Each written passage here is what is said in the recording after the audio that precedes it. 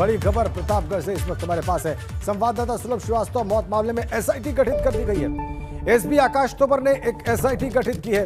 Special team का नेतृत्व करेंगे एएसपी पूर्वी सुरेंद्र द्विवेदी और इस टीम में शामिल किए गए हैं CO city, CO Lalganj, inspector Lalganj, inspector Vineet Mishra, inspector Sanjeev Katiyar और स्वाट इंचार्ज। ये एसआई टीम मौत की हर पहलू की जांच करेगी। लगातार एबीपी गंगा ने सवाल उठाए, हमने लगातार प्रश्न पूछे और उसका ये असर है। मोहम्मद मोइन हमारे संवाददाता हमारे साथ जुड़ गए। मोइन, क्या खबर मिल रही है आपको इस एसआईटी गठन के बारे में?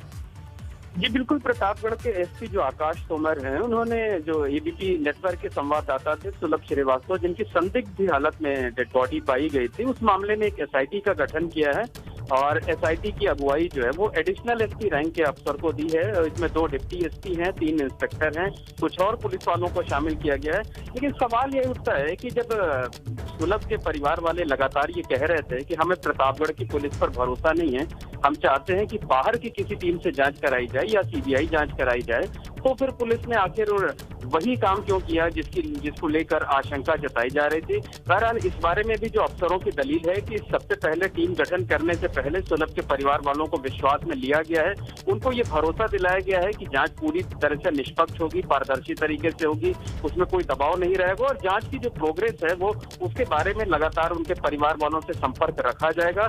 तो अधिकारियों का यही कहना है कि सुलभ के परिवार वालों को भरोसे में लेकर ये टीम गठित की गई है। एडिशनल एसपी रैंक के अफसर को जांच की कमान सौंपी गई है और जो कुछ भी होगा वो दूध का दूध पानी का पानी होगा, इस तरह का दावा बड़े अफसरों की तरफ से किया गया है।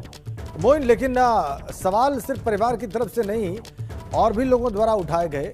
आपने भी ये विषय रखा कि जिस पुलिस पर एक्शन लिया गया हो साठगांठ की वजह से शराब माफिया के साथ, वो क्यों जांच करेगी? उस क्षेत्र से बाहर की पुलिस कम से कम जांच करे।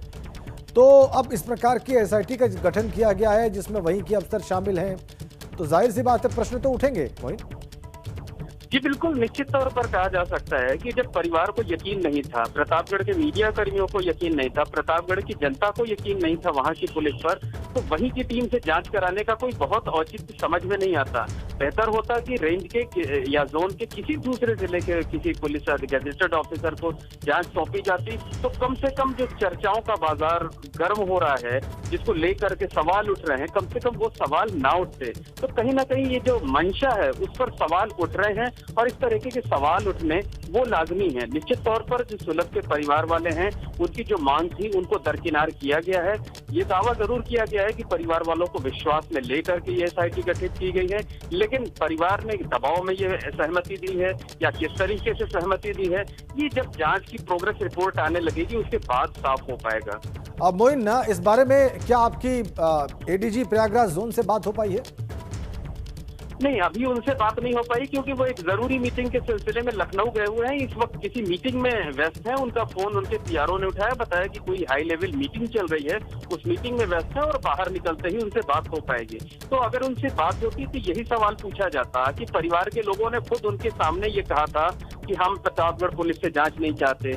उन्होंने ये बात एबीपी गंगा के कैमरे पर जो है भी कही थी कि परिवार वालों को विश्वास में लेकर ही परिवार जिस तरीके की मांग चाहेगा हम उस तरीके की जांच करवाएंगे जो है। तो जब परिवार लगातार कह रहा था, स्थानीय मीडिया कर्मी कह रहे थे, स्थानीय जनता कह रही थी, विपक्षी पार्टियों, सामाजिक संगठनों के कार्यकर्ता ये कह रहे थे कि प्रतापगढ़ के बजाय किसी दूसरे जिले की पुलिस से जांच करा दी जाए और या बेहतर होगा कि इस पूरे मामले की सीबीआई जांच करा दी जाए, क्योंकि जिस तरीके से गंभीर आरोप लगे हुए हैं उसमें कहीं किसी अलग एजेंसी से जांच कराए जाने की जरूरत थी।